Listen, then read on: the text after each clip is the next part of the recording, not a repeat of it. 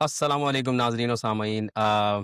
मेरा नाम मोहम्मद शफ़ीक है और आज मैं काफ़िला फ़िक्र की एक और वीडियो के साथ हाज़िर हुआ हूँ आपके साथ। जैसा कि आपके साथ पिछली वीडियोज़ में मैंने शेयर किया कि हमारे इस प्रोग्राम का मकसद जो है वो काफ़ी सारे इश्यूज़ को टच करना है और हम ऐसी डिस्कशंस करना चाहते हैं कि जिसकी वजह से जो है ना वो कोई मुआशरे को फ़ायदा हो या फिर जो हमारी कम्युनिटीज़ हैं उनको कुछ फ़ायदा हो। हम कुछ ऐसी डिस्कशंस कर सकें कि जिससे जो है अ, वो जो बहुत ज़्यादा सवालात हैं उनको एड्रेस किया जा सके। तो मेरे ख़्याल में हम अभी तक ऐसा हुआ है कि हम अपने आप को पूरी तरीके से इंट्रोड्यूस भी नहीं कर सके। इस तरह के कुछ कमेंट्स हमें नज़र आए हैं तो मैं मेरा नाम मोहम्मद शफ़ीक है। मैं यहाँ पे एक मैकेनिकल इंजीनियर हूँ। मैंने यहाँ पे अमेरिका में आके मास्टर्स और पीएचडी यहाँ से ही किया है और मेरा बैचलर्स जो है वो पाकिस्तान से कराची से मेरा ताल्लुक है। यहाँ पे आने के बाद मैं तकरीबन कोई 10 साल से जो है वो यहाँ की इंडस्ट्री में जॉब कर रहा हूँ। और आज मेरे साथ हमेशा की तरह जो है वो सैयद कुतुब मौजूद हैं और हमने एक और अपने मेहमान को दावत दी है जिनका नाम मोहम्मद अली सिब्तैन है। उनको लाने का मकसद यहाँ पे ये है कि वो उन्होंने अपने ही बलबूते के ऊपर यहाँ पे अपने आप को एस्टेब्लिश किया है और हम उसकी वजह से जो है वो हम उनसे काफ़ी ज़्यादा इस तरह की चीज़ों पे डिस्कशन कर सकते हैं कि जिससे जो नए आने वाले लोग हैं उनको मालूम हो सके कि यहाँ पे किस तरह की अपॉर्च्युनिटीज़ मौजूद है अमेरिका के अंदर। तो मैं प्रोग्राम को शुरू करूँगा और पहले मैं इनसे अपने जो मेहमान हैं इस वीडियो के अंदर उनसे गुज़ारिश करूँगा कि वो अपने बारे में कुछ बताएँ। खुद से बताएँ और फिर हम इस प्रोग्राम को आगे लेके चलेंगे। इस प्रोग्राम के अंदर हम डिस्कस करेंगे कि अमेरिका में आने के क्या-क्या तरीके हैं। यहाँ पे आप अपने आप को सेटल किस तरीके से कर सकते हैं इन शॉर्ट। तो पूरी वीडियो को देखिएगा क्योंकि इसमें बहुत ही इम्पोर्टेंट मालूमात जो हैं वो आपके लिए हैं अगर आप अमेरिका में आना चाहते हैं और अगर आपके इसके बारे में सवालात भी हों, तो आप कमेंट्स में सवालात हमसे करें। हम जितना हम कुछ हम जानते हैं उसको इस्तेमाल करते हुए हम आपकी मदद भी करेंगे और अगर हम नहीं भी जानते तो हम उसके बारे में रिसर्च करके आपको आपको बता सकते हैं, ठीक है? तो पहले मैं सैयद कुतुब को जो है वो दावत दूँगा कि वो अपने बारे में बताएँ और उसके बाद हम अली सिब्तैन के पास जो है वो जाएँगे कि वो अपने आप को इंट्रोड्यूस करें। तो कुतुब भाई आप बताएँ अपने बारे में क्या आप यहाँ पे क्या करते हैं? कहाँ पे रहते हैं? और मेरे ख़्याल में आपकी तालीम जो है उसके बारे में कुछ बताएँ? हाँ, शुक्रिया जी, अस्सलाम वालेकुम नाज़रीन। आप लोगों ने देखा तो है हम लोगों को तो जैसे शफ़ीक भाई ने पहले ही कहा कि कुछ तारुफ़ नहीं है, तो हमने सोचा थोड़ा-सा तारुफ़ करा देते हैं अपना। तो मैं बहरहाल मेरा ताल्लुक भी कराची से ही है, तो वहीं से इंजीनियरिंग वग़ैरह करके हम लोग यहाँ पे आए। मैं भी यहाँ आया हूँ, उसके बाद यहाँ पे पीएचडी किया है कंप्यूटर इंजीनियरिंग में ही। फिर उसके बाद से यहाँ पर मैं इंडस्ट्री में ही जॉब कर रहा हूँ और मतलब इंटरनेट सर्विस प्रोवाइडर्स में मेरा काफ़ी एक्सपर्टीज़ भी है। दीन के मामले में भी काफ़ी पढ़ते-पढ़ाते रहे हैं शुरू से ही और अभी भी इसका मतलब काफ़ी उसमें इंटरेस्ट भी है और उसमें सुनते भी रहते हैं काफ़ी लोगों को, स्कॉलर्स को और पढ़ते भी रहते हैं। तो बुनियादी तौर पे इंटरेस्ट इस पे है और करियर वो है और बस ये मुख्तसर तारुफ़ है, मैंने कहा मैं बता दूँ आप लोगों को। यहाँ अमेरिका में हम लोग जब आए थे, मैंने जैसे शफ़ीक भाई ने बताया, मुझे भी आए हुए अमेरिका में तकरीबन 15, 20, 15, 17 साल हो गए तकरीबन, हाँ, 17-18 साल। बाक वही बात है कि जॉब भी ऑलमोस्ट पिछले 12 साल से जॉब कर रहा हूँ मैं यहाँ पे। तो बस ये मुख्तसर सा तारुफ़ है। वापस शफ़ीक भाई की तरफ। अम, और मेरे ख़्याल में यहाँ पे मैंने तो पाकिस्तान में एनईडी से अपना बैचलर्स किया है और आपका सर सैयद से है मेरे मैंने ख़्याल सर में, है सैयद ना? से किया है। हुँ। ठीक है, ठीक है। चलिए अब हम जो है ना वो एक दूसरे दूसरे शहर की तरफ जाते हैं, लाहौर की तरफ। अली सिब्तैन जो है वो लाहौर से हैं, तो इनसे जो है वो पूछते हैं इस बारे में। जी, बिस्मिल्लाहिर्रहमानिर्रहीम। जैसे कि मेरा तारुफ़ शेख भाई ने ऑलरेडी करवा दिया है। मेरा नाम मोहम्मद अली सिब्तैन है और मैंने पाकिस्तान पंजाब यूनिवर्सिटी से मास्टर्स किया है और मेरी जो फ़ील्ड है बेसिकली वो अकाउंट्स और फाइनेंस की है और मेरा वहाँ पे 5 टू 7 इयर्स वर्किंग एक्सपीरियंस रहा है लाहौर के अंदर। और इसके बाद जब मैं तकरीबन 2009 में जब यूएस में आया हूँ, तो यहाँ आके मैंने जो है फ़र्स्ट ऑफ ऑल मैंने जो है एक असाइनमेंट्स जॉब्स की हैं to just to get the some sort of experience. और इसके बाद फिर मैंने आईटी डेवलपमेंट के अंदर यहाँ पर कोर्सेज़ किए हैं उसके बाद। और उसके बाद से फिर जो है, जो मैंने काम किया है कि मैंने कहा why not starting my own business, और फिर वहीं से फिर मैं एंटरप्रेन्योर और अभी अपना खुद का बिज़नेस कर रहा हूँ मैं यहाँ पर, ई-कॉमर्स का और रियल एस्टेट का। तो ये मेरा थोड़ा-सा बैकग्राउंड है।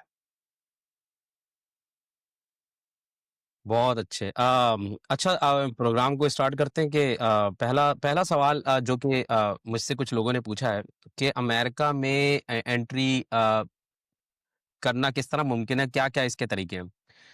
मेरे ख़्याल में उसमें दोनों आते हैं, लीगल और इल इल्लीगल। तो मैं इसको जो है वो स्टार्ट कर देता हूँ, बाकी आप लोग उसमें ऐड कर दें। कि मेरे ख़्याल में अमेरिका में आने के जो इल्लीगल तरीका है वो तो ये है कि आप जो कि पहले मेक्सिकन एक बॉर्डर था वहाँ से आप जो है ना वो आ सकते थे। अब वो मेरे ख़्याल में इतना आसान नहीं है, लेकिन जो आपके साउथ अमेरिकन जो कंट्रीज़ हैं, वहाँ से बहुत सारे लोग जो हैं उन्होंने मतलब आके वहाँ से एंट्रेंस जो है ना वो अमेरिका की तरफ की है, ठीक है ना? तो ये तो एक जो है ना वो है। दूसरा मेरे ख़्याल में जो आपके हैं, हम लोग जैसे स्टूडेंट वीज़ा के ऊपर आए हैं, तो स्टूडेंट वीज़ा हो गया और उसके अलावा जो है वो आप काम के सिलसिले में आते हैं, तो मेरे ख़्याल में उसमें केईआईएल वीज़ा है शायद। और जो है ना आप बिज़नेस जो है वो अगर यहाँ पे इस कर सकते हैं, अगर आपके पास इतना पैसा है कि जैसे हाफ़ अ मिलियन डॉलर है, उस पे मेरे ख़्याल में आप यहाँ पे एंट्री कर सकते हैं। मैंने उसके बारे में सुना है कि उसमें अगर आपके पास पैसे कम भी हो तो भी आप कर सकते हैं। अगर आपका इन्वेस्टमेंट का इरादा है, तो जो है आप कर सकते हैं। उसके अलावा मेरे ख़्याल में एक गोल्डन वीज़ा ट्रम्प ने अभी अनाउंस किया है, जिसके अंदर आप जो है वो उसके अंदर भी कुछ पैसों का है कि अगर आप वो पैसे इन्वेस्ट करते हैं, तो आप अमेरिका के अंदर अपनी जगह जो है वो बना सकते हैं। तो क्या ख़्याल है आपका इस बारे में कि क्या-क्या तरीके हैं अमेरिका में आने के? मैं पहली बात तो ये बताऊँगा कि मेरे ख़्याल से इल्लीगल तो बताने की ज़रूरत नहीं होती, वो तो लोग हमसे ज़्यादा खुद ही निकाल लेते हैं रास्ते, तो हमें तो शायद इतना ना पता हो इल्लीगल रास्तों का। तो बहरहाल मतलब ये कि हाँ, लीगल रास्तों में जो मेरे ख़्याल से जो एक तरह का आसान या आम आदमी के लिए जो तरीके हैं ना, 2 बुनियादी 2 मुझे नज़र आते हैं। और भी हैं, लेकिन ये कि जो बुनियादी 2, जैसे एक स्टूडेंट वीज़ा का है, आम तौर पे पहले ये होता था कि स्टूडेंट वीज़ा पे यहाँ पे आए, मास्टर्स वग़ैरह किया, अंडरग्रेड किया या मास्टर्स किया और उसके बाद यहाँ पर जॉब वग़ैरह आप ढूँढ लेते हैं। तो वो सब लीगली होता है, वो आपको ओपीटी का एक टाइम मिलता है जिसमें आपके पास थोड़ा-सा वक़्फ़ा होता है जिसमें आप जॉब कर लें यहाँ लोकली। और जब आप कर लेते हैं, कोई आपको मिल जाता है आपका एम्प्लॉयर, तो वो अगर राज़ी हो तो वो आपके लिए H-1B, जो कि एक्चुअली वर्क वीज़ा है अमेरिका का, वो अप्लाई करते हैं। और लेकिन ये कि वो क्योंकि बहरहाल लॉटरी बेस्ड होता है, तो अगर आपकी लक है, आपका नाम आ गया तो बस ठीक है, फिर आप यह है कि अमेरिका में फिर आप प्रॉपर्ली जॉब कर सकते हैं। और अगर नहीं आया तो अगर आपके पास ओपीटी बचा हुआ है, टाइम उसका बचा हुआ है, डिपेंड करता है कि आपकी फ़ील्ड क्या है ना। हमारी स्टेम फ़ील्ड थी तो हमें ओपीटी का अच्छा खासा टाइम मिलता है, 2.5 साल मेरे ख़्याल में तकरीबन मिलते थे। तो उसमें ये कि एक आपको 1-2 बारियाँ और आ जाती हैं H-1 वीज़ा की अप्लाई करने के लिए, अगर आपका नहीं भी आया, तो अप्लाई कर सकते हैं।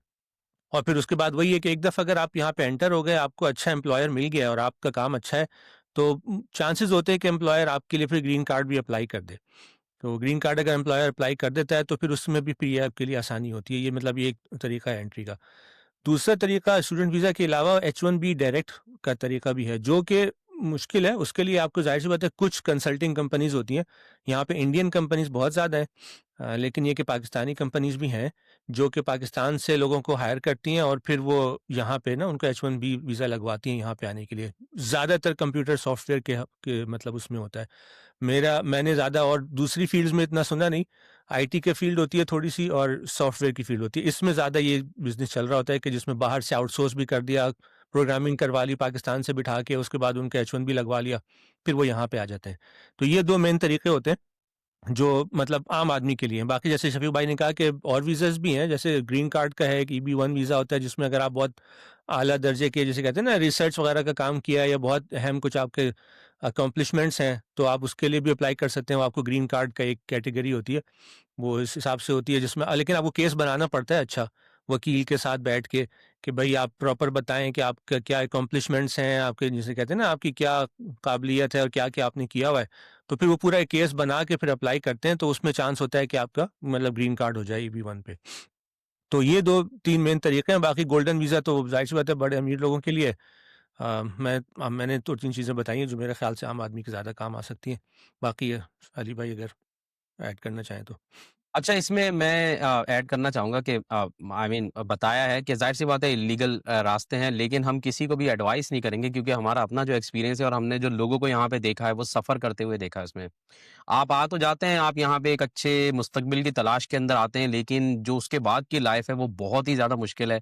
आप बिल्कुल कट ऑफ हो जाते हैं अपनी फैमिली के साथ, अपने दोस्तों के साथ, सही है ना? आप जा नहीं सकते यहाँ से, ठीक है ना? आपको लगेगा कि मैंने एक मरतबा जाना है, बस निकल जाऊँ मैं अपने मुल्क से, लेकिन वो फिर जो ज़िंदगी है ना, वो बहुत ही ज़्यादा बुरी है। आप उसमें ट्रैवलिंग आपके लिए मुश्किल है, आपके लिए हर जगह आपको जो है ना, वो एक इस बात का ख़्याल करना है कि मैं कहीं अथॉरिटीज़ की नज़र में ना आ जाऊँ, तो हम किसी को भी एडवाइस नहीं करेंगे, सही ना? ये इसका जवाब तो दे दिया, क्योंकि किसी ने ये बात पूछी थी, लेकिन इस पे क्या हम बिल्कुल भी एडवाइस नहीं करेंगे। अच्छा, जो हाँ। ईबी-1 कैटेगरी है, ये एक्स्ट्रा ऑर्डिनरी जो है ना, लोगों के लिए कैटेगरी है, जिसमें अगर आपने कोई एक्स्ट्रा ऑर्डिनरी काम किया है, आप कोई आर्टिस्ट हैं, आप कोई अपना कोई ऐसा गेम में आपका कोई बहुत है, आपका का इंटेलेक्चुअल जो है ना, वो आईक्यू बहुत मतलब आपकी कोई रिसर्च है, कोई इस तरह की चीज़ें हैं, तो वो आपको यहाँ पे लेके आ सकती हैं। उसके लिए अगर आपको अटॉर्नी का पता करना है, वो हम आपको बता सकते हैं। हमें कुछ ऐसे अटॉर्नीज़ के बारे में मालूम है कि जिनका जो सक्सेस रेट है वो 99% से ज़्यादा है, ठीक है ना?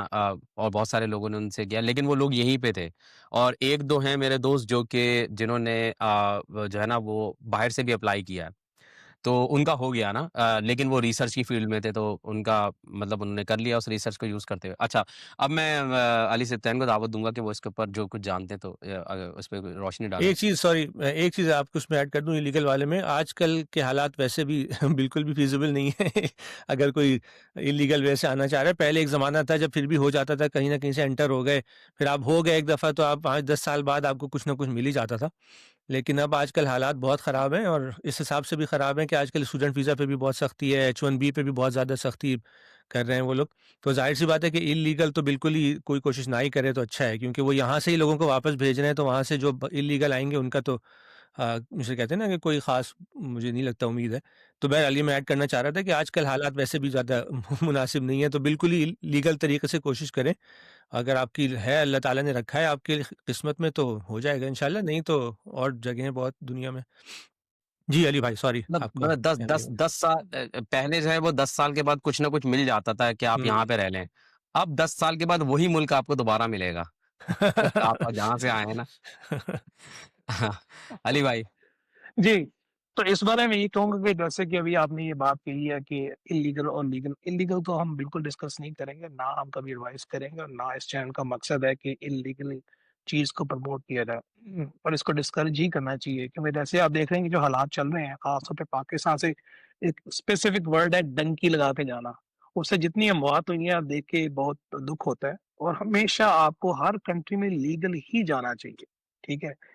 थोड़ी-सी मेरी अपनी बात हो जाएगी। मेरे आस-पास के लोग काफ़ी जो है वो इल्लीगली जाते थे ना, तो ये होता था कि जी आप भी चले जाएँ पैसे लगा के। मेरे ज़हन में हमेशा बात होती थी कि यार इल्लीगल अव्वल तो मैंने जाना नहीं है बाहर, मुझे शौक नहीं था। दूसरा, अगर जाऊँगा भी तो मैं कभी भी इल्लीगल नहीं जाऊँगा, क्योंकि उसकी कोई लाइफ़ नहीं होती, स्ट्रगलिंग चीज़ होती है। Anyway, getting back to the topic, वो ये था कि लीगल आने के यूएस के तरीके क्या हैं? उसमें जो बेसिक तरीका आता है ना, जो सबसे पहले आता है, आप स्टूडेंट हैं, नहीं है, इसके अलावा एक होता है विज़िटर वीज़ा और उसमें 2 कैटेगरीज़ होती हैं, बी-1 और बी-2। बी-1 होता है कि जो आपने फॉर द सेक ऑफ आप घूमने-फिरने जा रहे हैं, सियाहत के लिए आप जा रहे हैं, ठीक है? और बी-2 ज़रा फैमिली के लिए आ जाता है कि जी आप फैमिली से मिलने के लिए आप जा रहे हैं, किसी की शादी है या खुदा ना ख़ास्ता कोई बीमार है या फोतीदगी है, ऐसा मसला होता है तो उसके लिए अप्लाई होता है। उसका भी एक बड़ा लिमिटेड स्कोप होता है कि आप कितने अरसे के लिए रह सकते हैं। आई थिंक जो मैक्सिमम मैंने सुना है वो 5 इयर्स का मल्टीपल दे देते हैं, but it depends on the age और आपका बैकग्राउंड क्या है, आप फ्रीक्वेंट ट्रैवलर हैं या नहीं है। और इसके अलावा जो दूसरा आपने बात की है, जो आपका जो स्टडी वीज़ा होता है, मोस्ट कॉमन वे है स्टडी वीज़ा का। उसके बाद एच-1बी एक सर्टेन टाइम के बाद आप लोग जाके अप्लाई करते हैं। वो आजकल बहुत टफ हो गया है ट्रम्प के एरा के अंदर, वो इसलिए कि उसने काफ़ी जो एच-बी-1 वीज़ा है, इससे ज़्यादा इंडियंस ने ज़्यादा फ़ायदा उठाया, कि वहीं आईटी बहुत ज़्यादा प्रोग्रेस्ड है, डेवलप्ड है। तो वो लोग यहाँ ज़्यादा आते थे, पाकिस्तान से बहुत कम आते थे। एक चीज़ ये भी मैं कहता चलूँ कि हम यहाँ बात कर रहे हैं सिर्फ़ पाकिस्तान के हवाले से, हम पूरी दुनिया के हवाले से डिस्कशन यहाँ नहीं कर रहे कि पाकिस्तान स्पेसिफ़िकली वहाँ से यूएस आने के क्या-क्या लीगल वेज़ हैं। इसके अलावा जो अभी कुतुब भाई ने इसका ईबी-1 की बात की और ईबी-2 आई थिंक आपने उसका भी डिस्कशन किया। एक मोस्ट इंटरेस्टिंग एक वीज़ा है, उसको कहते हैं ईबी-3 वीज़ा। अब EB3 वीज़ा ऐसा है कि इसमें भी डिफरेंट कैटेगरीज़ हैं। इसके अंदर स्किल्ड वर्कर और नॉन स्किल्ड वर्कर, ये वेरी इंपॉर्टेंट पॉइंट ये आपको बता रहा हूँ कि जो एक स्किल्ड वर्कर होता है, एक होता है नॉन स्किल्ड, मतलब जिसने मैट्रिक किया है पाकिस्तान में या इवन एफए किया है, उसके बाद ठीक है, इसके बाद आप उसको लेके चल सकते हैं। तो यहाँ पर क्या होता है कि EB3 ऐसा है कि यूएस गवर्नमेंट का और पाकिस्तान गवर्नमेंट का एक एग्रीमेंट है, लकीली, कि पाकिस्तान से EB3 वीज़े पे लोग अप्लाई करके अमेरिका आ सकते हैं। इसमें सर्टेन फीस होती है, अब विद फैमिली आप मूव हो सकते हैं अमेरिका के अंदर। साल से 2 साल का प्रोसेस होता है। आपको उसमें होता ये है कि आपको 1 साल की कमिटमेंट करनी होती है। आपका जब लॉयर आपका केस प्रोसेस करता है, यहाँ पे जो एम्प्लॉयर होता है अपनी नीड दिखाता है, जी मुझे वर्कर चाहिए। एनीथिंग लाइक पैकेजिंग में या कुक या कुछ इस तरह की जॉब्स जो होती हैं, आपका 1 साल को आपने अपने आप को उसके साथ अटैच रखना होता है। उसके बाद आपको आते ही ग्रीन कार्ड मिलेगा। उसके बाद आप जहाँ मर्ज़ी जा सकते हैं। लेकिन वो एक उसकी फर्दर डिटेल में किसी और व्लॉग में हम डिस्कस करेंगे पॉडकास्ट में, इसकी उसमें क्या चीज़ें आ जाती हैं। तो ये एक बड़ी ज़बरदस्त चीज़ है। एक प्रोग्राम होता था किसी दौर में लॉटरी डाइवर्सिटी प्रोग्राम होता था। वो उन्होंने अब खत्म कर दिया है। पाकिस्तान का बहुत देर पहले हमारे जानने वाले थे, उनका जानने वालों के भी आगे जानने वाले थे, उनका किसी का निकला था, तो पूरी फैमिली जो वो यूएस में आई थी, अब वो खत्म हो चुका है। इसके अलावा वीज़ाज़ होते हैं आपका एक थ्रू फैमिली, उसमें होता है कि मेजर वीज़ा होता है थ्रू मैरिज और दूसरा होता है आपका थ्रू फैमिली, अगर कोई रिलेटिव्स है, इमीडिएट रिलेटिव जिस तरह बहन, भाई, माँ-बाप, तो वो आपको बुला सकते हैं, वो बड़ा एक लंबा प्रोसेस आ जाता है। और थ्रू आपको जैसा पता है कि थ्रू मैरिज उसमें यही है कि अब पिटीशन वगैरह फाइल होती है पाकिस्तान में रह के, आपका यूएस सिटीज़न जो है, आपका जो स्पाउस है वो फाइल करेगा, इस तरीके से फिर आप अमेरिका आओगे। तो वो एक डिफरेंट प्रोसेस है। बट एनीवे ओवरऑल ये है कि इन दिनों में बहुत ज़्यादा सख्ती हो चुकी है ट्रम्प एरा के अंदर ख़ास तौर पे, और उसने अब तो सुनने में आ रहा है कि वो डीनेचुरलाइज़ लोगों को करने का चाह रहा है कि हर महीने जो है वो कम से कम 200 केसेज़ वो देख रहा है कि मैं इसको डीनेचुरलाइज़ करूँगा। उसमें भी बहुत सी वजूहात हैं। बहरहाल ये एक मुख्तसर सा तारुफ था इस हवाले से जो मैंने आपको बताना था कि ये लीगल वेज़ है यूएस आने के। अच्छा, इसमें मैं क्लैरिफ़ाई कर दूँ, असल में जो किसी ने पूछा कि इल्लीगल आने का, उसमें उनका मकसद ये था कि जैसे यहाँ पे इल्लीगल आया जाए और फिर असाइलम जो है ना वो रिक्वेस्ट कर दिया जाए गवर्नमेंट को ना, जो कि मेरे ख़्याल में पहले होता था, बहुत हुए इस तरह के केसेस, और अब वो जो है ना वो डिनाई होते हैं मेरे ख़्याल में टोटल जो है ना। पहले आसान था कि आप यहाँ पे किसी भी तरीके से आओ, असाइलम जो है वो यहाँ पे आप जो है वो उसके लिए कोशिश करो और वो मिल भी जाता था। लेकिन अब ऐसा नहीं है, अब जो है वो बहुत ज़्यादा इस चीज़ को मुश्किल कर दिया गया है। अच्छा, दूसरी चीज़ ये है कि ज़्यादातर लोग ये भी सोचते हैं कि ऐसा भी हो सकता है कि शादी करना जो है ना, शादी करके यहाँ पे आ जाना और उसके लिए कुछ जतन करना कि कुछ हो जाए कोई तो यहाँ पे मतलब ये बहुत ज़्यादा मुश्किल है ये चीज़ें। अच्छा, तो और दूसरी चीज़ मेरे ख़्याल में मैंने तो यहाँ पे मैंने तो ये देखा है कि पाकिस्तान में अगर आप में पोटेंशियल है ना, तो पाकिस्तान में आप ठीक-ठाक थ्रू सोशल मीडिया या फिर आप कोई भी जो है ना वो बिज़नेस करके वो आप अच्छा खासा पैसा बना सकते हैं। मसलन मेरा जाना हुआ कुछ अरसे पहले पाकिस्तान में, तो मैंने देखा था कि वहाँ पे ना एक कोन पिज़्ज़ा के नाम से एक ठेला लगा हुआ था, जो कि बहुत ज़्यादा अच्छी खासी कमाई जो है ना वो कर रहा था। मतलब मैंने उसपे तांता बंधा हुआ देखा है लोगों का। वो उसने कॉन्सेप्ट यहीं से लिया था, ये जो टिकटॉक से जो है ना कॉन्सेप्ट लिया और उसने वो बनाना शुरू किया, तो वहाँ पे उसका वो ठीक-ठाक चल गया। तो अगर आप में पोटेंशियल है तो आप मेरे ख़्याल में पाकिस्तान में भी रहते हुए बहुत कुछ कर सकते हैं अपने लिए, ठीक है? अच्छा, दूसरा सवाल मेरा ये है कि यहाँ पे आप आ गए, आपने अपना पैसा खर्च किया, कुछ भी करके आपने, ज़ाहिर-सी बात है वीज़े पे होती है, आपकी कोशिश लगती है, फिर आपका पैसा लगता है और यहाँ पे आते हैं, आप स्टूडेंट वीज़े पे आएँ, किसी पे भी आएँ, ठीक है ना? उसके बाद यहाँ पे जॉब का मिलना कितना आसान है? आपको अपनी फ़ील्ड से क्या जो है ना वो तजुर्बा हुआ है? और जॉब मिलना कितना आसान है, या फिर यहाँ पे कारोबार करना कितना जो है ना वो आसान है? उसके लिए आपको कितना कैपिटल चाहिए? आपके पास कितना होना चाहिए? उसके बारे में अगर आप शेयर कर सकें तो कुतुब भाई पहले आप कर दें, उसके बाद सप्तान भाई के बाद। हाँ, मैं जॉब का बता सकता हूँ, बिज़नेस का अली भाई बता देंगे। तो जॉब का ये है कि हाँ, वो फ़ील्ड पे जैसे आप बताया कि फ़ील्ड पे काफ़ी डिपेंड करता है। एक तो हमने देखा कि हमारे काफ़ी दोस्त-वोस्त भी आए हैं, इलेक्ट्रिकल किया हुआ था, किसी ने और इस तरह किया हुआ था, वो बहुत सौ को अपनी फ़ील्ड की जॉब नहीं मिलती। जैसे मैंने बताया था शुरू में कि ओपीटी पे जब आप होते हैं तो आपके पास एक ख़ास टाइम होता है ना, उस टाइम फ्रेम में आपको जॉब अगर मिल जाती है तो अच्छा है। आप मतलब विदाउट जॉब रह नहीं सकते अगर आपका ओपीटी पे है ना, 1 2-3 महीने का टाइम होता है, तो फिर आपको कहते हैं वापस जाना है। तो अगर आप जॉब पे हैं तो फिर आपको कोई ना कोई जॉब पकड़नी होती है। तो अगर आपको अपनी फ़ील्ड की नहीं मिल रही है तो फिर लोग फ़ील्ड चेंज करते हैं यहाँ पे। तो ये काफ़ी इस तरह की चीज़ें लोगों को नज़र में मतलब ज़हन में रखनी चाहिए कि अगर तो टिकना है किसी न किसी तरह तो बहुत से लोगों को फ़ील्ड चेंज करनी पड़ी है क्योंकि ज़रूरी नहीं होता कि हर किसी को अपनी फ़ील्ड में मिल जाए। ज़्यादातर आसान क्या चीज़ है? आसान चीज़ वही है, आईटी की फ़ील्ड है, कंप्यूटर सॉफ्टवेयर वगैरह की फ़ील्ड है। आपने कुछ कोर्सेज़ कर लिए, कुछ पकड़ लिया, एंट्री लेवल की जॉब आपको कहीं न कहीं मिल ही जाती है आईटी में ना। हाँ, अगर आपकी बहुत स्पेसिफ़िक फ़ील्ड है, इलेक्ट्रॉनिक और इस तरह की जिसे कहते हैं ना बहुत से लोगों की उस तरह की होती है कि जैसे हाँ, मतलब मैन्युफैक्चरिंग पे जिसको अगर जाना हो ना, इंटेल में जाना है, तो वो मुश्किल है, वो इतनी ज़्यादा बहुत कॉमन है भी नहीं। तो उसमें बड़ी मुश्किल हो जाती है। बाकी सिविल वगैरह का तो शफ़ीक भाई खुद ही बता देंगे कि कितना आसान है, कितना मुश्किल है। लेकिन ये बात मैं कहना एक मकसद ये है कि ये बात ज़हन में रखनी चाहिए कि आप ज़रूरी नहीं है कि आपको आपकी फ़ील्ड की जॉब फ़ौरन ही मिल जाए।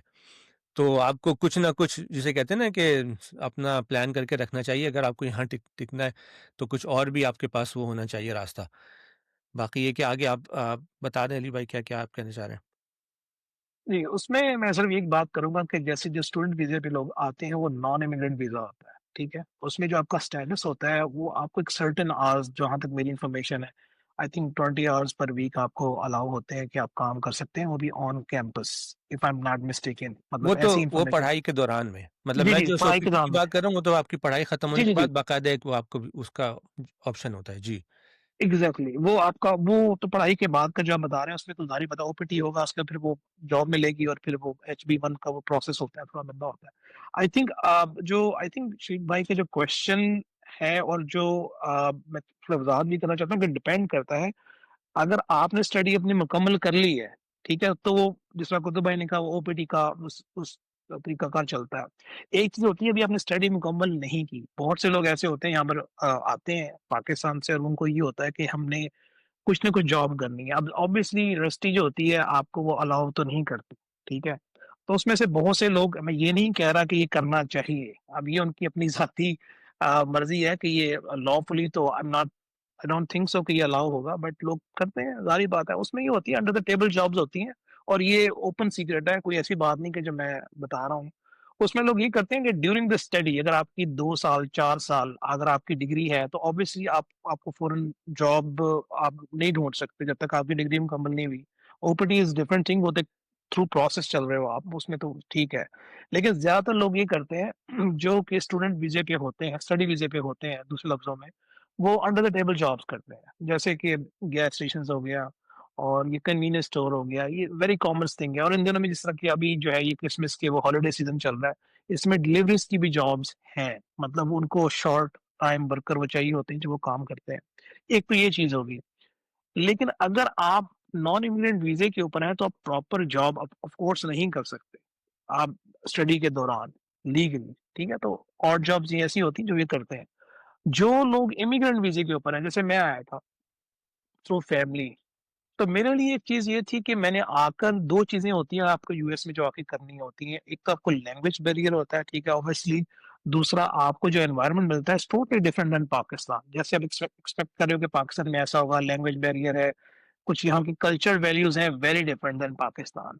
तो उसमें मेरे हिसाब से 2 चीज़ें ये होती हैं कि आपको एक तो कोई ना कोई मैं इमिग्रेंट वीज़ा वालों की बात कर रहा हूँ अभी और वैसे दूसरों के लिए भी चीज़ है किसी हद तक, वो ये कि आपको कोई ना कोई या तो जॉब करें आप आते ही या किसी इंस्टीट्यूशन में आप एडमिशन ले लें, किसी भी चीज़ के अंदर, किसी भी। जिस तरह मैंने जो है नोइंगली मैंने जो है ये इंग्लिश लैंग्वेज में ही मैंने यहाँ पे जो कम्युनिटी कॉलेज है वहाँ पे एडमिशन ले लिया। चूँकि एडमिशन फ्री होता है अगर आप उसके इमिग्रेंट वीज़े के ऊपर हैं, for the sake of the knowledge मैंने क्लासेस अटेंड की, काफ़ी एक्सपीरियंस लिया। इस दौरान मैं असाइनमेंट्स जॉब भी करता रहा था। मतलब कि आप जिस तरह के 6 महीने की जॉब है, असाइनमेंट है, 4 महीने की जॉब है, वो मैं करता रहा हूँ for the sake of getting some sort of experience.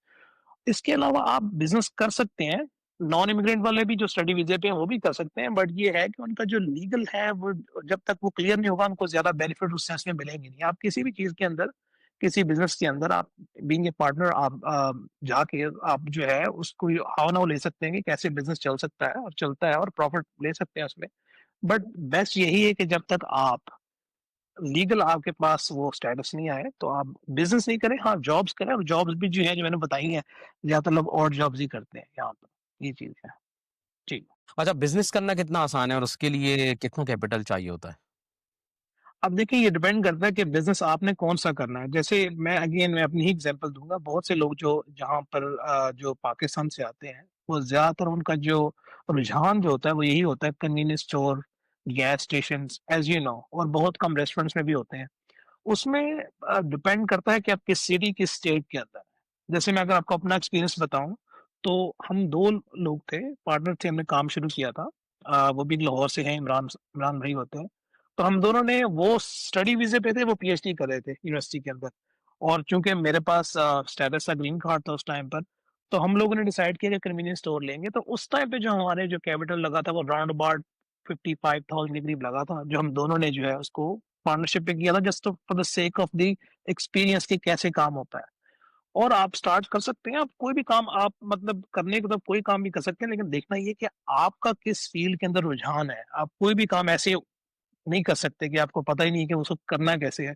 हमें भी नहीं पता था, लेकिन हमें थोड़ा-सा गाइडेंस हमें मिली थी जहाँ से हमने स्टोर जिससे लिया था, वो भी पाकिस्तान से ही थे, तो हमें थोड़ा-सा आइडिया हो गया था। इट डिपेंड्स अगेन मेरे ख्याल से अगर आपने स्टोर लेना है तो आपके पास कम से कम भी 50-60 हज़ार again depend on the town, city आप कहाँ पर है, तो वो होना चाहिए, उससे आप स्टार्ट कर सकते हैं। अच्छा, तो लेकिन मेरे ख़्याल में यहाँ पे हर्डल्स नहीं है, जिस तरह पाकिस्तान में होते हैं कि आपने बहुत सारे फ़ॉर्म्स फिल आउट करने हैं, आपको हर जगह पे रोड़े अटकाए जा रहे होते हैं और जैसे मलिक रियाज़ ने भी बोला था कि आपको पहिए लगाने पड़ते हैं फ़ाइल में, वो यहाँ पे ऐसा नहीं है कुछ भी, ठीक है ना? मेरे ख़्याल में। अच्छा तो यहाँ पे गवर्नमेंट और जो है ना वो अब ये ज़ाहिर-सी बात है इमिग्रेंट और नॉन इमिग्रेंट वीज़ा बेसिकली 2 हैं कैटेगरीज़। तो मेरे ख़्याल में जो है ना इसको स्पेसिफ़िक कर लेते हैं इमिग्रेंट वीज़ा पे क्योंकि ज़ाहिर-सी बात है कि नॉन इमिग्रेंट में प्रॉब्लम ये है कि आप स्टूडेंट हैं और उसमें आपको बहुत ही कम टाइम है आपके पास ना कि आपने कोई जॉब लेनी है। तो वो उसके लिए आप में इतना कैपेबिलिटी होनी चाहिए कि आप जॉब ले सकें। अब तो मेरे ख़्याल में अगर आप जैसे कंप्यूटर की फ़ील्ड में आ रहे हैं तो आप बेहतरीन कोडर होने चाहिए आप। अमेरिका में आने से पहले मेक श्योर करें कि आप अपनी फ़ील्ड के बारे में बहुत कुछ जानते हैं और जहाँ पे बहुत ईज़िली आप जॉब ले सकते हैं, ठीक है? तो ये अब ये गवर्नमेंट और यहाँ पे जो कम्युनिटीज़ हैं जैसे मसाजिद हैं हमारे लिए तो, ठीक है ना? मसाजिद हैं, हमारी अपनी कम्युनिटी होती है। इसकी तरफ से क्या हेल्प जो है ना वो मौजूद है? मसलन मैंने अभी सुना था कि जो अफ़गानिस्तान से लोग आ रहे हैं, वो भी ज़ाहिर-सी बात है, तो मसाजिद जो है उनको हेल्प करती हैं। और उनके लिए उनको कुछ पैसे शुरू में देती हैं, उनके रहने का बंदोबस्त जो है वो किया जाता है और गवर्नमेंट की तरफ से भी उनको पैसे मिल रहे थे। अब मुझे अभी का तो मालूम नहीं है, लेकिन गवर्नमेंट जो है उनको हेल्प आउट कर रही थी, जो इमिग्रेंट वीज़ाज़ के ऊपर आ रहे थे। मेरे ख़्याल में आपको लो इनकम कुछ हाउसिंग जो है फ्री में मिल जाती है। काफ़ी सारे आपको जैसे फ़ोन है वो मिल जाता है शायद। तो जो नेसेसिटीज़ ऑफ लाइफ़ हैं, जैसे घर है रहने के लिए और प्लस आपको कम्युनिकेशन के लिए आपको ये जो चीज़ें मेरे ख़्याल में इसमें हेल्प आउट कर देती है। तो अगर इसके बारे में मेरे ख़्याल में अली पहले जवाब दे दें, उसके बाद कुतुब भाई आप जवाब दे दीजिए। उसमें ऐसे है जिस तरह आपने बताया हेल्प करने के हवाले से कि जो लोग आते हैं again like I said it depends कि अगर आप कह रहे हैं असाइलम पे कह रहे हैं जो असाइलम पे आते हैं उन लोगों की बात कर रहे हैं आप कि नहीं, जो नहीं, नहीं, इमिग्रेंट मसलन कोई आ गया मतलब वो इतना जी पढ़ा-लिखा नहीं है, तो जैसे यहाँ पे आप ट्रक भी चला सकते हैं, वो आसान है बहुत ज़्यादा। मेरा अगर आपको चलानी आती है उसके लिए थोड़ी-सी शायद आपको फिर यहाँ पे जैसे स्कूल बसेज़ हैं, उसमें बहुत ज़्यादा ड्राइवर्स की ज़रूरत होती है, ठीक है ना? जैसे बताया कि कम क्रिसमस आ रही है, इसमें डिलिवरी बॉयज़ की बहुत ज़रूरत होती है, पिज़्ज़ा शॉप्स हैं, उनके ऊपर जॉब्स हैं आपके लिए। तो जॉब्स तो हैं, लेकिन इन जॉब जैसे आप शुरू में ही आए तो अब ज़ाहिर-सी बात है कि इतनी जल्दी आपके लिए आपको फ़र्ज़ करें आप किसी को भी नहीं जानते, तो कम्युनिटीज़ और गवर्नमेंट की तरफ से क्या हेल्प मौजूद है यहाँ पे?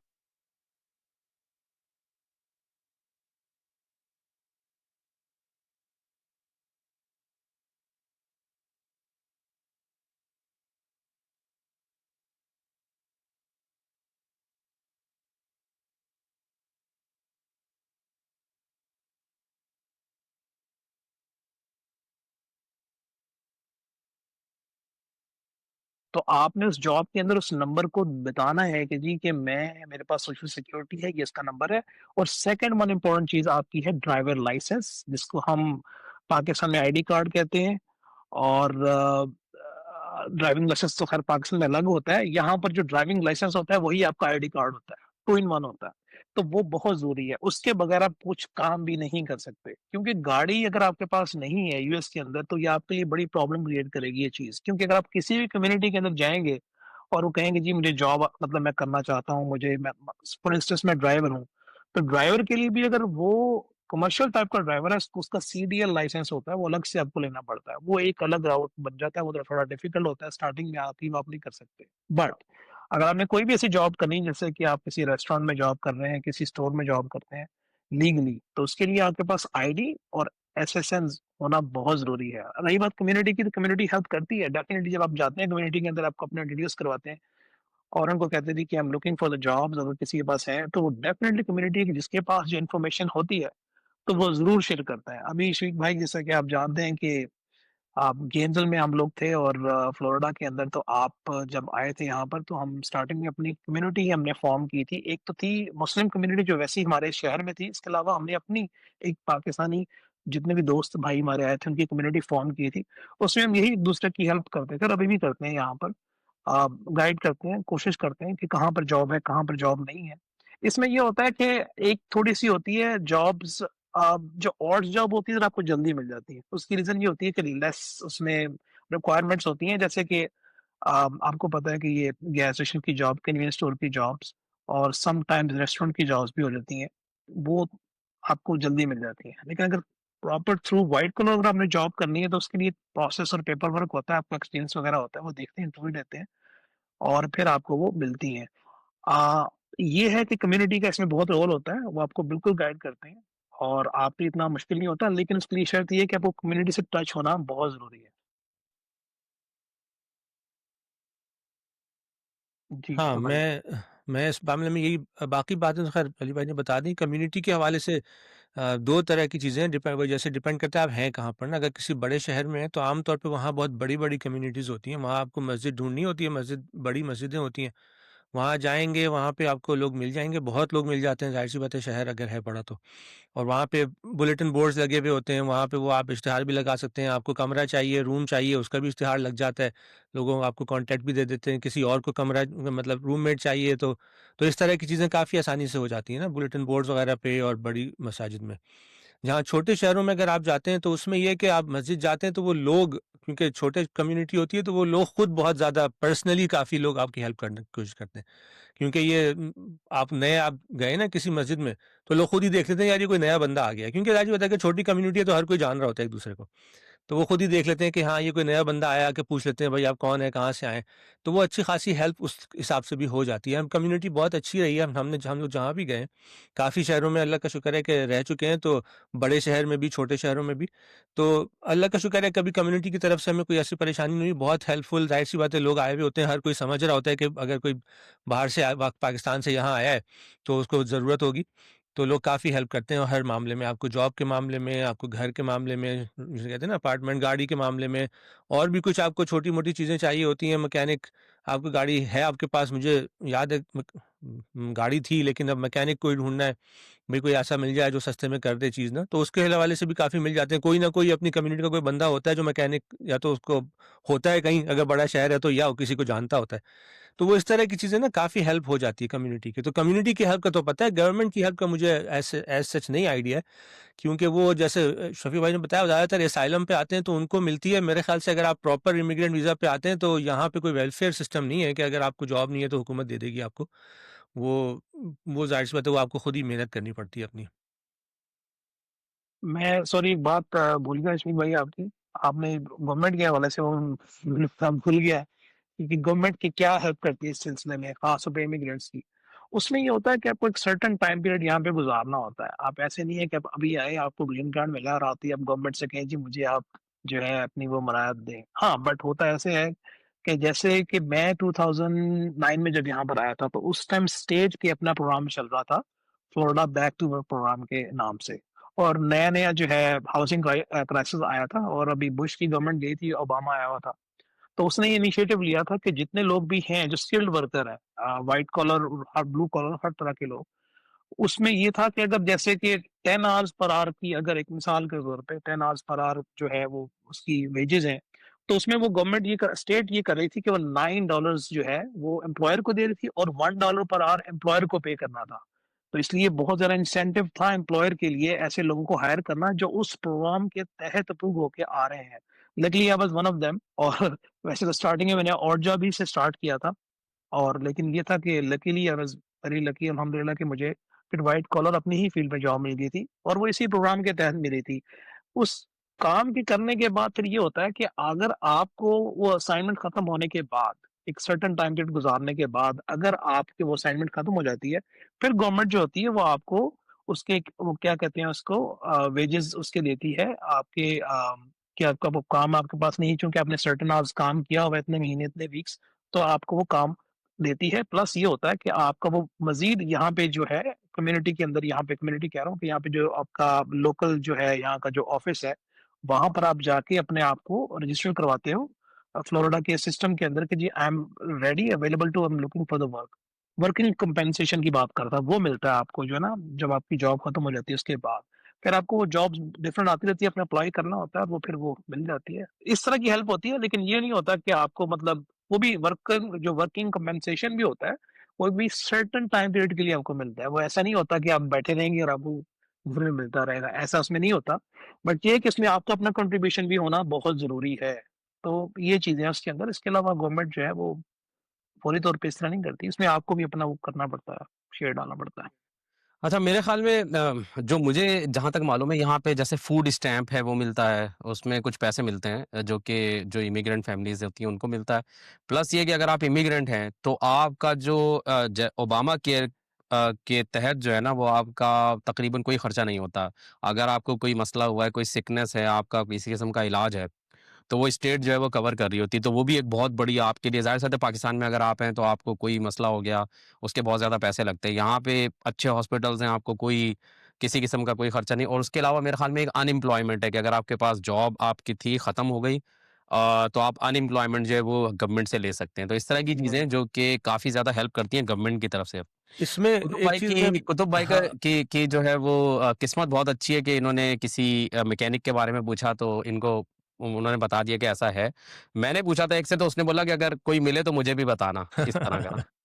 तो मेरे ख़्याल में जो है ना वो अच्छा तो बच्चों की तालीम 1 मिनट है तो शफीक अवेलेबल भाई कोई मूव हुआ? 1 मिनट मैं इस पे हुँ, हुँ। थोड़ा-सा वो करना चाह रहा था। मेडिकल यहाँ पर जो आप बताना चाहते हैं कि इमिग्रेंट फैमिलीज़ का नहीं, इतना आसान नहीं है यहाँ पे। सिटिज़न्स के लिए ज़्यादा होता है और इमिग्रेंट फैमिलीज़ के लिए बहुत सारी चीज़ें इसमें काउंट होती हैं कि मतलब आप आ रहे हैं तो किस इमिग्रेंट वीज़ा पे आ रहे हैं, आपके स्पाउस या आप स्पॉन्सरशिप पे आ रहे हैं तो वो स्पॉन्सरशिप पे आपसे पहले ही वो ले लेते हैं कि जो आपको स्पॉन्सर कर रहा है वो आपका खर्चा उठाएगा। तो आप जो हैं वो किसी इसी तरह के मेडिकेयर और मेडिकेड के लिए आप एलिजिबल नहीं होते। मतलब आप ले नहीं सकते वो आप मतलब आप कोशिश करके आपको मिल भी जाए ना तो वो आपको वापस मतलब कर सकते हैं। तो मतलब इनका सिस्टम ये है कि ये मेडिकेड और मेडिकेयर बहुत लिमिटेड है। वो सिटीज़न्स के लिए मेनली होता है, इमिग्रेंट्स अप्लाई कर सकते हैं लेकिन इमिग्रेंट्स के लिए फिर वो शराइत काफ़ी हैं। मतलब ऐसा नहीं होता कि मतलब आप फैमिली बेस्ड वीज़ा पे इमिग्रेट होके आ गए और आपको फ़ौरन ही मेडिकेड मिल जाएगा या मेडिकेयर मिल जाएगा, जो कि ऑलमोस्ट फ्री होता है या बहुत कम पैसों पे मिलता है। तो उसकी बहुत सारी रिक्वायरमेंट्स होती हैं, एलिजिबिलिटी रिक्वायरमेंट्स होती हैं, पैसों की, ऐज की, सब कुछ मिला के। और जो ओबामा केयर है ना, वो तो कहने को तो है लेकिन सस्ता-वस्ता बिल्कुल भी नहीं है, बहुत महँगा है वो। वो आजकल बल्कि अब आजकल आप देखो ना पिछले एक मेरे ख़्याल में 8 साल से उसमें एक्स्ट्रा सब्सिडीज़ दी हुई थी गवर्नमेंट ने ख़ास तौर पे ताकि उसका रेट कम हो जाए। वो ख़त्म हो गई अब, इस साल ख़त्म हो गई, अब जनवरी से रेट्स मज़ीद बढ़ रहे हैं। तो वो बता रहे थे कि ऑलमोस्ट हर मतलब $500 तो मिनिमम पर मंथ एक बंदे का पड़ता है हेल्थ केयर का। वो मिनिमम मतलब प्लान है बिल्कुल ना जिसमें कोई ख़ास चीज़ है भी नहीं ओबामा केयर में और वो अब बढ़ जाएगा मज़ीद, वो 700-800 तक पहुँच जाएगा सब्सिडीज़ ख़त्म होके अरे एक बंदे का। तो वो इतना सस्ता नहीं है, उस पे मैंने भी अप्लाई किया था पहले एक एक ज़माने में, लेकिन ये कि उस ज़माने में थोड़ा शुरू में फिर भी काम चल जाता था, लेकिन अब तो ज़ाहिर-सी बात है एम्प्लॉयर की तरफ से है। अगर आप के एम्प्लॉयर के पास से आपके पास हेल्थ इंश्योरेंस नहीं है तो बहुत महँगी पड़ती है। तो ये बात अलबत्ता मैं वाज़ेह कर दूँ, लोग इस गलतफ़हमी में ना रहें कि मतलब आके ना बस उनको हेल्थ बहुत आसानी से अच्छी मिल जाएगी, ये बहुत लंबा इश्यू है, यानी बहुत कॉम्प्लेक्स इश्यू है। इसमें एलिजिबिलिटीज़ के बहुत मसाइल हैं, इसमें फाइनेंशियल्स के बहुत मसाइल हैं। इनकम टैक्स आपको देखते हैं, आप इनकम टैक्स फ़ाइल कर रहे हैं कि नहीं कर रहे हैं, तो आप किस उस पे कर रहे हैं, डिपेंडेंट हैं किसी के कि नहीं है, किसी फैमिली का हिस्सा है। तो आपकी मतलब वो पूरी एक लंबी एक जिसे तफ्तीशी काम होता है, अगर आप अप्लाई भी करें तो उस पे, तो वो लंबा इश्यू है काफ़ी। इ अच्छा, मैं एक इसमें चीज़ बताना भूल गया असल में कि मैं मेरा ये इस तरह का रहा है कि मैंने 2 जगह पे ऐसा देखा है कि फ्लोरिडा में और मिशिगन में कि जो होते हैं ना, इस तरह से कुछ फैमिलीज़ होती हैं, उनको बहुत ही लो इनकम जो है ना, वो कुछ रेज़िडेंस दी जाती है। जैसे हम लोग हैं, हम कोई 2 कमरों का घर लेंगे तो जो है ना $850 आराम से उसका रेंट होगा। लेकिन उनके लिए कुछ इस तरह से है कि कोई जो है ना $200 या $250 के अंदर ना उनको मिल जाएगा। लेकिन वो कम्युनिटी अलग, मैं मिशिगन में खुद गया था एक जगह पे कि जहाँ पे मुझे इस तरह से नज़र आया था, तो उन्होंने बताया था कि वो नई-नई फैमिली आई थी यहाँ पे इमिग्रेशन पे, तो उन्होंने बताया था यहाँ पे सारे ये इस तरह से है ना, तो वो मैं उस सिलसिले में पूछ रहा था क्योंकि अब मैं भूल गया हूँ। लेकिन इस तरह की हैं कि मेरे ख़्याल में आप जब आए ना तो शुरू में आपकी हेल्प हो जाती है। अच्छा, इसमें मैं एक चीज़ और ऐड करूँगा, कुतुब भाई की बात से मुझे बात ज़हन में आई, तो ये थी कि ये बिल्कुल उन्होंने सही कहा कि आपको फ़ौरी ये नहीं कि इमिग्रेशन वीज़े पे अगर आप आ गए हैं तो आपको फ़ौरन चीज़ें मिल जाएँगी, वो ऐसे बिल्कुल हरगिज़ नहीं होता, he is right about it. उसमें होता ये है कि आपका जो भी प्लान होता है ना, वो पहले तो उन्होंने बार लगाई हुई है मेडिकेयर के लिए कि आपने तकरीबन 5 साल यूएस में रहना है और सिटीज़न आप हो चुके होंगे। ऑब्वियसली ज़्यादातर ये होता है कि 5 साल मैक्सिमम टाइम होता है, ग्रीन कार्ड मिलने के बाद थ्रू फैमिली की बात कर रहा हूँ मैं, आपको मिल जाता है। मेन जो उसमें बेसिक एलिमेंट है, वो होता है आपकी इनकम। अगर आपकी इनकम एक सर्टेन थ्रेशहोल्ड से नीचे है ना, फिर आपको वो खुद ही बोल देगी मार्केट प्लेस जो है ना ओबामा केयर की, वो हेल्थ मार्केट प्लेस के नाम से है, healthmarketplace.com। उसमें जाके इनकम शो करेंगे ना मेरी इतनी है, तो वो खुद ही आपको उस थ्रेशोल्ड में डाल देंगे कि you might be eligible for the Medicare या मेडिकेड। ठीक है, वो आपको खुद ही उसमें वो आगे करेंगे, लेकिन totally based on your income. अगर आपकी इनकम ही 60, 70, 80,000 या इससे अबव है, तो obviously you are not qualified for that. और ओबामा केयर इन्होंने बिल्कुल सही कहा, वो बेसिकली एक मार्केट प्लेस है, वो सस्ती नहीं है, सस्ती उन लोगों के लिए है जिनकी इनकम कम है। जिनकी इनकम ज़्यादा है वो इस हिसाब से प्रीमियम लेते हैं। तो इसमें ये बेसिक मेन एलिमेंट्स का ये है। अच्छा, आखिरी सवाल है इसके अंदर कि बच्चों की तालीम जो है ना वो कितनी आसान है? अगर आप एक फैमिली के तौर पे आ रहे हैं यहाँ पे, तो और स्टूडेंट हैं या फिर आप जो है वो आप ग्रीन कार्ड के ऊपर आ गए हैं यहाँ पे, तो वो कितनी आसान है? उसमें आसानी के हिसाब से तो बल्कि मैं इस बात में मैं कहूँगा कि शफ़ी भाई पहले आप अपना भी नुक़्ता नज़र बयान कर दें, ज़्यादातर हम ही लोग बोले जा रहे हैं, आप भी थोड़ा-सा कुछ थोड़ा मज़ीद रोशनी डालें अपने मेरा भी यही उस मैं पॉइंट था। इसको मैं इसको जी। आखिर में समराइज़ कर दूँगा, लेकिन हाँ, मेरे ख़्याल में यहाँ पे बच्चों की तालीम और इवन जब आप स्टूडेंट होते हैं, तो जैसे मेरा इंटरैक्शन रहा है, मैं खुद भी पीएचडी स्टूडेंट था, तो मैंने देखा है कि उनके लिए हेल्थ केयर काफ़ी ज़्यादा सस्ता होता है। मसलन जब मेरे तो जो बच्चों की पैदाइश हुई है, वो मेरी जॉब करने के बाद हुई है, तो उसमें अच्छे खासे पैसे हमारे अपनी जेब से लगते हैं। लेकिन जो स्टूडेंट है, जो मेरे दोस्त थे, वो बताते थे कि उनको काफ़ी कम पैसे उसके अंदर देने पड़े ना। स्टूडेंट थे, ज़ाहिर-सी बात है, यूनिवर्सिटी की तरफ से जो हेल्थ केयर होता है, वो बहुत आसान होता है। तो बच्चों की तालीम, चूँकि अगर आप पब्लिक स्कूल में भेज रहे हैं, यहाँ पे भी वैसे ही है बिल्कुल, पब्लिक स्कूल हैं और प्राइवेट स्कूल्स हैं। अ, प्राइवेट स्कूल ज़ाहिर-सी बात है कि उसमें आपको ज़्यादा कंसंट्रेशन मिलती है, ज़्यादा फ़ोकस होता है बच्चे के ऊपर। लेकिन पब्लिक स्कूल्स हैं, उनके पास पैसा बहुत मतलब ज़ाहिर-सी बात है, रिसोर्सेज़ ज़्यादा हैं, बड़े होते हैं कैंपस, उनके पास अच्छी फैसिलिटीज़ होती हैं।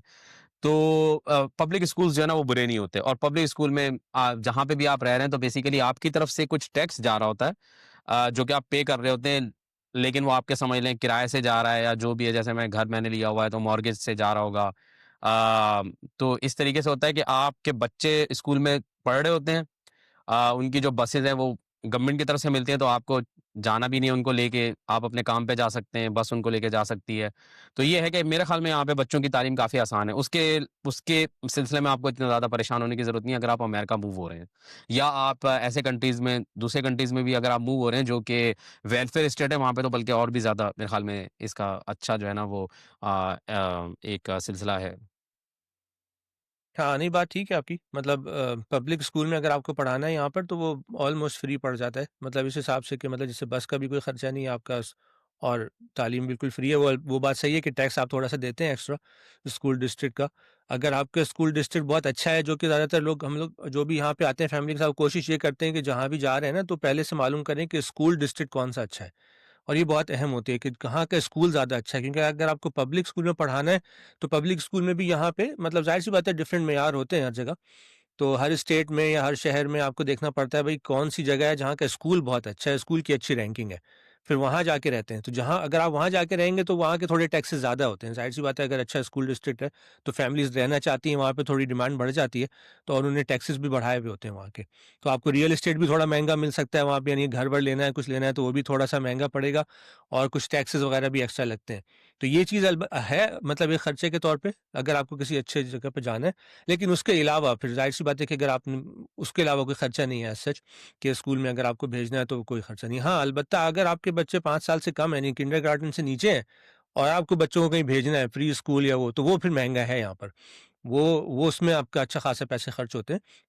तो वो उसका आपको ख़्याल करना पड़ेगा कि अगर आपको बच्चों को किंडरगार्टन से पहले-पहले, और जो कि यहाँ भेजते हैं, ज़ाहिर-सी बात है कि वो आपको किंडरगार्टन के लिए रेडी करना चाहते हैं, तो आप डे केयर भेज रहे होते हैं, वो फिर प्री स्कूल आता है, फिर प्री के आता है, 3 साल के बच्चे, 4 साल के बच्चे वो जाते हैं पढ़ने के लिए, वो शुरू में स्टार्ट करते हैं सारे लेटर्स वगैरह, नंबर्स-वंबर्स। तो वो सब आपको ज़ाहिर-सी बात है भेजना होता है, वो महँगी चीज़ होती है, वो फिर काफ़ी पैसा लेते हैं आपसे। जब आप किंडरगार्टन में पहुँच जाता है बच्चा, तो फिर आपका उससे निकल जाता है, फिर वो गवर्नमेंट उसको देखती है। तो ये इस चीज़ का भी आपको ख़्याल रखना पड़ेगा कि बच्चों को अगर आपको शुरू से तैयार भी करना है, तो वो पैसे आपको रखने पड़ेंगे एहतियातन, और वो फिर ज़ाहिर-सी बात है डिपेंड करता है आप किस शहर में हैं, किस इलाके में हैं, किस स्टेट में हैं, कि वो उसका खर्चा कितना है। $300 हफ़्ते के जो हैं, वो मेरे ख़्याल से तो बहुत लो एस्टिमेट है कि एक बच्चे के $300 हफ़्ते के, तो मतलब महीने के जो हैं तकरीबन 1200 पड़ जाएँगे। तो इस तरह का आपको देखें ना, ये बहुत लो है। अगर किसी आप बड़े शहर में हैं, तो ज़ाहिर-सी बात है फिर उसका आपके उस हाई होगा। तो ये चीज़ आपको देखनी पड़ेगी अलबत्ता। अच्छा इसमें ये है कि जो स्कूल की ज़ाहिर-सी बात है रैंकिंग मैटर करती है और इसमें अगर आप पहले एक जो है ना वो देखते हैं कि स्कूल जो है ना वो किस जगह का अच्छा है और फिर वहाँ पे आप घर लेने की कोशिश करते हैं। और ये ज़रूरी होता है कि वो जो स्कूल होगा वो आपके बच्चे को लाज़मी एडमिशन देगा क्योंकि आप उसके जो है ना वो ज़ोन के अंदर हैं। तो अगर आपने वहाँ पे लिया हुआ है तो वो आपको ज़रूर जो है ना वो आपको उनको एडमिशन जो है वो देना होगा, ठीक है ना? अच्छा हम यहाँ पे एक और बात मैं जो है ना वो मेंशन कर दूँ कि हम जो है ना वो एक बहुत ही मेरे ख़्याल में एक बेहतर दौर के अंदर है कि अब ना बहुत ही ज़्यादा Islamic schools through out America खुल रहे हैं ना मतलब आप जहाँ पे जाएँगे आपको ज़्यादातर देसी जो हैं वो बड़े-बड़ी शहरों के पास रह रहे होते हैं। अब कम्युनिटीज़ काफ़ी बड़ी होती जा रही हैं। तो हर जगह पे ना वो इस्लामिक स्कूल मिल जाते हैं, लेकिन वो स्कूल ज़ाहिर-सी बात है महँगे होते हैं, उसमें आपको वो प्राइवेट होंगे, आपको पैसे देने पड़ेंगे उसके अंदर जो है ना, ठीक है? लेकिन इस्लामिक स्कूल्स मिल जाएँगे आपको, हर जगह पे आपको मसाजिद मिल जाएँगी अब, हर जगह पे आपको अब हलाल खाना मिल जाएगा। ये पहले होता था जो लोग यहाँ पे आए 80s में आए, 90s में आए या इवन जो है वो जो है ना इस सदी के शुरू में आए उनको ये मसाइल थे कि हलाल जो है ना वो खाना नहीं मिलता था। अब हलाल ग्रोसरीज़ जो हैं आपको गोश्त तकरीबन हर जगह जो है वो मिल जाता है। तो अली भाई आप बताएँ इसके बारे में कि बच्चों की तालीम आप तो वैसे उस अभी फ़ेज़ में मेरे ख़्याल में नहीं आए हैं। तो मैं अभी इस फ़ेज़ में नहीं आया लेकिन एक चीज़ वाक़ई बड़ी इम्पोर्टेंट है जो मैंने फ़िलहाल सुनी है वो यही है कि स्कूल की रेटिंग बड़ा मैटर करती है। अभी हमने जहाँ पर घर लिया हुआ है तो वहाँ पर सुना कि स्कूल की रेटिंग ज़रा लो है। आई थिंक 2 पे है। तो आउट ऑफ 5 और समथिंग।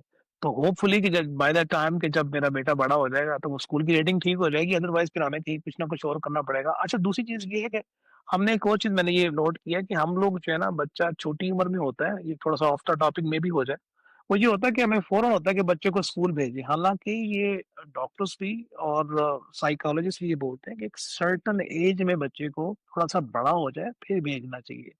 यानी कि अगर 3 साल पे ही उसपे बर्डन डाल दें इवन प्री किंडरगार्टन और प्री स्कूल का ही, तो इस ये टू मच हो जाता है ये। तो जहाँ तक जो मेरा ख़्याल है वो यही है कि बच्चे की थोड़ी ऐज जब इसमें आ जाए मैं आई थिंक 5 कम से कम 5 साल की उम्र तक तो होना चाहिए, मेरी अपनी ज़ाती राय है।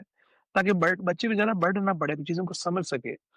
और हाँ, मेन यही स्कूल की रेटिंग का मसला है यहाँ पर आप और अगर आपने किसी और स्कूल में किसी अच्छे एरिया में जहाँ पर आप नहीं भी रहते, तो आपको पहले से ही एप्लीकेशन डालनी पड़ेगी उसके लिए क्योंकि वो फुलफिलमेंट का जो मसला होता है ना बहुत ज़्यादा, वो लोग एडवांस में अप्लाई करके बैठे होते हैं। बट ये है कि इतना इश्यू नहीं है, यहाँ पर चीज़ें बहुत आसान है इस सेंस के अंदर किसी भी तरह की भी चीज़ में आपको यहाँ पे प्रॉब्लम यूएस में नहीं आ सकती क्योंकि ये लोग पेपर वर्क के हिसाब से लॉज़ के हिसाब से चलते हैं। इसमें ना पहिए लगाने पड़ेंगे और ना कुछ ऐसा करना पड़ेगा बट ड्यू जो प्रोसीजर है उसके तहत आपको चलना पड़ेगा। ये चीज़ है यहाँ पर। अच्छा अच्छा आपकी उम्मीद है कि वो उसकी रेटिंग 2 से ज़्यादा बढ़ जाएगी उस वक़्त तक। इससे मुझे एक वो जो है ना किस्सा याद आ गया कि हम लोग जब हम खुद स्टूडेंट थे तो हम पढ़ा के गुज़ारा करते थे। ट्यूशन्स पढ़ाते थे तो मेरा एक दोस्त है उसको जो है वो जो है ना एक ट्यूशन मिली एक बच्चे की जो 3 सब्जेक्ट्स में फ़ेल हुआ था। तो उसकी माँ ने जो है ना उससे लगाया कि भई इसकी कुछ करें, तो वो माशाल्लाह 5 में फ़ेल हुआ उसके बाद जब उसने पढ़ाया है ना। थोड़ा-सा डिस इसको इसको इसको जी, जी। इसको वाइंड अप करें मेरे ख़्याल में इसी जी, जी, कमेंट के नो ऊपर प्रॉब्लम। या उस पे क्योंकि मेरे ख़्याल में हमारी वीडियो वो काफ़ी लंबी हो चुकी है।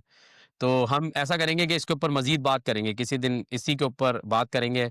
और टॉपिक्स को स्पेसिफिक करेंगे। अभी तो हमने एक जनरल टॉपिक किया जिसके अंदर जो है ना वो आया कि जो है ना 2 तरह के वीज़ाज़ हैं, इमिग्रेंट वीज़ाज़ हैं और नॉन इमिग्रेंट वीज़ाज़ हैं। इमिग्रेंट वीज़ाज़ जो होते हैं उनके ऊपर अगर आप यहाँ पे आते हैं तो आपके लिए जो ऑड जॉब्स करना है वो तो बहुत आसान है। फिर आप जब जाते हैं तो उसमें इंडस्ट्री की जॉब्स में थोड़ा-सा टाइम लगता है। जो नॉन इमिग्रेंट वीज़ा है जैसे स्टूडेंट वीज़ा है उसके अंदर आसान काम नहीं होता जॉब लेना क्योंकि उसमें एक आपको ओपीटी मिलती है ऑप्शनल प्रैक्टिकल ट्रेनिंग जो कि है। उसके अंदर क्या होता है कि आपको बहुत ही अब तो उन्होंने इसके बहुत ही रूल सख्त कर दिए हैं, उसमें आपको शायद हर महीने आपको रिपोर्ट करना होता है अपनी यूनिवर्सिटी का जो सेंटर है वहाँ पे कि आपको जॉब मिली है कि नहीं मिली है।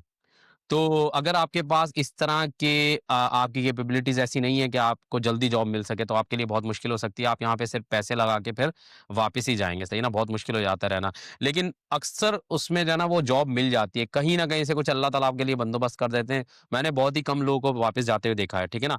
गवर्नमेंट और जब आप यहाँ पे आते हैं तो आपको जॉब्स मिल जाती हैं। आपको जब गवर्नमेंट की तरफ से इतना ज़्यादा कुछ नहीं मिलता। लेकिन कम्युनिटीज़ की सपोर्ट मिल सकती है आपको, आपको घर के लिए, आपको कुछ पैसों के लिए, आपको कुछ और मामलात के अंदर जो कि आपके लॉन्ग टर्म नहीं है, शॉर्ट टर्म्स हैं। बच्चों की तालीम इतनी ज़्यादा मुश्किल नहीं है, आपको यहाँ पे वो फ्री है, ठीक है ना? तो ये हमारी जो है बातें हुई हैं। अगर आप इसमें कुछ ऐड करना चाहते हैं तो ऐड कर दें। ये आपके आखिरी जो है ना फाइनल रिमार्क्स जो हैं बस इसमें दे के मेरे ख़्याल में हम वीडियो को हाँ। जो है ख़त्म करेंगे। हाँ, मतलब सही समरी तो आपने कर दी है। मैं सिर्फ़ ये करूँगा जो अमेरिका में आमतौर पे करना होता है कि भई हमने कोई लीगल एडवाइस नहीं दी और हमने कोई फाइनेंशियल एडवाइस नहीं दी है। प्लीज़ इस मामले में ये आप लोग ख़्याल रखें कि अगर आपको वाक़ई कोई लीगली मतलब कुछ काम करना है EB-2 या H-1B तो आप प्रॉपर लीगल तरीके से आपको मालूमात हासिल करके आना होगा। हमने ऑप्शंस बताए हैं, हमने कुछ मालूमात दी हैं, ये मालूमात ही की हद तक है। कोई लेकिन ये कि अगर आपको कोई स्पेसिफ़िकली कुछ करना है, वीज़ा लेना है, कुछ करना है तो आपको पूरा सारे प्रोसीजर कुछ पढ़ के अटॉर्नी से मिलके, किसी वकील से मिलके आपको मालूमात करके आपको काम करना चाहिए। सो हम लोग की सिर्फ़ अपनी मालूमात है, अपने पर्सनल एक्सपीरियंसेस हैं, तो ये मैं वाज़ेह कर दूँ कि ये कोई ऐसी लीगल एडवाइस या कोई फाइनेंशियल एडवाइस नहीं है। हमने जो कुछ भी बातें की हैं, चाहे बिज़नेस के हवाले से, चाहे मेडिकल, मेडिकेयर या जिसे कहते हैं ना और भी किसी हवाले से बात की है, तो बस एक हमारी अपनी पर्सनल लाइफ़ एक्सपीरियंसेस हैं जो हमने शेयर किए हैं, सिर्फ़ मालूमात के लिए। बाकी ये कि कोशिश मतलब हमारा रिकमेंडेशन यही है कि अगर आपको कुछ करना भी है ना, तो आप प्रॉपर चैनल से मालूमात करके, ऑफ़िशियल मालूमात करके, वेबसाइट्स पे जाके या कोई अटॉर्नी से मालूमात करके आप पूरा प्रोसीजर चलाएँ आगे तो ज़्यादा बेहतर रहता है। जी, आपको कुतुब इसमें भाई से लीगल मामला अगर आपको एडवाइस चाहिए तो उसके पैसे लगेंगे। हाँ, पैसे लेंगे तो नहीं फिर भी लीगल एडवाइस भी देंगे। जी, इसमें यही चीज़ है कि जो यूएस आना चाह रहे हैं पाकिस्तान से ख़ास तौर पे वो लोग जो स्किलफुल लोग हैं ना, मतलब जो एजुकेशन में है या जिनके पास कोई स्किल है वही उनको ही आना चाहिए और वही उन्हीं के लिए यहाँ पर ज़्यादा मौक़े हैं कि आकर यहाँ पे एडजस्ट होने के। और रही बात अप्लाई करने की तो मेरा अगर आप समझते हैं अगर तो आप पढ़े लिखे हैं जो कि ऑब्वियसली मैं अज़्यूम कर रहा हूँ कि आप पढ़े लिखे होंगे तो मतलब आप यूएस में आना चाहेंगे किसी स्किल के बेस पर। तो ये सभी कुछ ऑनलाइन है, ये सारा कुछ उनकी वेबसाइट पे दिया गया है। अगर आपको अटॉर्नी के पास जाने की ज़रूरत नहीं है, आपको थोड़ी अपनी ही रिसर्च करें। सारी इन्फॉर्मेशन जो है यूएससीआईएस की वेबसाइट पे दी हुई है। इस्लामाबाद वैसी में कैसे आपने फीस देनी है, उसका कैसे इंटरव्यू करना, सारा कुछ उस पे लिखा हुआ है। तो आपको किसी अटॉर्नी की ज़रूरत नहीं है, बट ये है कि लीगल वे से ही आप आएँ और ज़रूरी नहीं कि यूएस इज़ नॉट ए हरफ़ आखर। अगर आपको कोई और कंट्री है तो आप वहाँ पर भी जा सकते हैं। बेस जो मकसद होना चाहिए अपने फ्यूचर को सिक्योर करना है। For the sake of future आपको आना चाहिए अगर आप समझते हैं कि आप में स्किल्स हैं। और रही बात जो नहीं आ सक रहे तो वो पाकिस्तान में रह के भी इज़्ज़त से अपना अच्छा काम कर सकते हैं। ये again end of the world नहीं हो जाएगा। लोग पाकिस्तान में भी रह रहे हैं, लेकिन जो आ सकते हैं उनको ज़रूर आना चाहिए। मतलब मैं ये नहीं कह रहा कि ना आए वो, ज़रूर आएँ लेकिन डिसहार्ट मत हो कि जो नहीं आ सके या जो नहीं आ सक पा रहे, मतलब ये किस्मत की चीज़ें होती हैं, लेकिन ये कि ट्राई करते रहें आप, लीगल वे से आएँ और हर चीज़ जो है अवेलेबल है। ये मीडिया का दौर है, इसमें कोई चीज़ हिडन नहीं है। अच्छा हाँ, तो ये अमेरिका आना इसलिए एडवाइजेबल है क्योंकि यहाँ की जो इंडस्ट्री है ना बेस वो बहुत ही ज़्यादा बड़ी है। यहाँ पे जॉब मिलना आसान है। अब दूसरे कंट्रीज़ के अंदर जो ना एक सैचुरेशन पॉइंट आ चुका है जैसे यूके वगैरह है वहाँ पे वो पहले एक ज़माने में बहुत अच्छा होता था लेकिन अब जो है वहाँ पे बहुत ज़्यादा मुश्किलात बढ़ गई हैं। ख़ास तौर पे जो उनके अभी रिसेंट जो मेयर्स आए या फिर जो गवर्नमेंट के अंदर जो लोग आए हैं उन्होंने काफ़ी ज़्यादा मुश्किलात उनके लिए बढ़ा दी हैं। अच्छा तो मैं एक और बात यहाँ पे आखिर में मेंशन करता चलूँ कि अगर आपका अमेरिका आने का इरादा है और आप स्टूडेंट हैं तो इसको 2 साल पहले प्लान करें। अगर आप बैचलर्स कर रहे हैं वहाँ पे, तो आप जब आप सेकंड ईयर के अंदर हो तो इसको प्लान करें, क्योंकि आपने इसके लिए जो है ना वो टॉफिल देना है और जीआरई देना है। वैसे यहाँ पे कुछ जगह ऐसी हैं जिसके बारे में हम आपको बता सकते हैं, वहाँ पे आपको जीआरई की रिक्वायरमेंट नहीं होगी, सिर्फ टॉफिल की होगी। और फिर वहाँ पे आना भी आसान होता है, क्योंकि बहुत बड़ा है अमेरिका, तो वहाँ पे वो लोग चाहते हैं कि हमारे पास स्टूडेंट आएँ। तो वो कुछ छोटी जगह है ना जहाँ पे आपको, तो अगर आपको मालूम करना हो इसके लिए डिटेल में, तो हमें ये कमेंट कीजिएगा, हम आपको बता सकते हैं उसके बारे में ना। ठीक है? लेकिन आप 2 साल पहले इसको प्लान करें, क्योंकि आपको किसी एक सेमेस्टर में आना है, तो उसके लिए आपको पहले उसके सारे डॉक्यूमेंट्स वगैरह जमा करवाने होंगे, ठीक है ना? तो ये मेरे ख़्याल में यहाँ पे हम जो है ना इस प्रोग्राम को ख़त्म करेंगे। उम्मीद है कि आपको हमारा प्रोग्राम जो है वो पसंद आएगा, और इसके बारे में कमेंट करें, हमारे चैनल को सब्सक्राइब करें, और हम इंशाल्लाह इसी तरह के टॉपिक्स और भी आपके सामने लाने की कोशिश करेंगे। अगर आपकी अपनी कोई जो है ना वो आप चाहते हैं हम किसी टॉपिक के ऊपर बात करें, तो उसके बारे में भी हमें बताएँ। मेरे ख़्याल में अल्लाह हाफ़िज़ बोल दें। जी, जी, अल्लाह हाफ़िज़। बहुत-बहुत शुक्रिया आप लोगों का, अगर आप लोगों ने यहाँ तक पहुँच के सुन लिया हमको। बिल्कुल सुने ज़रूर। अल्लाह हाफ़िज़। स्टॉप।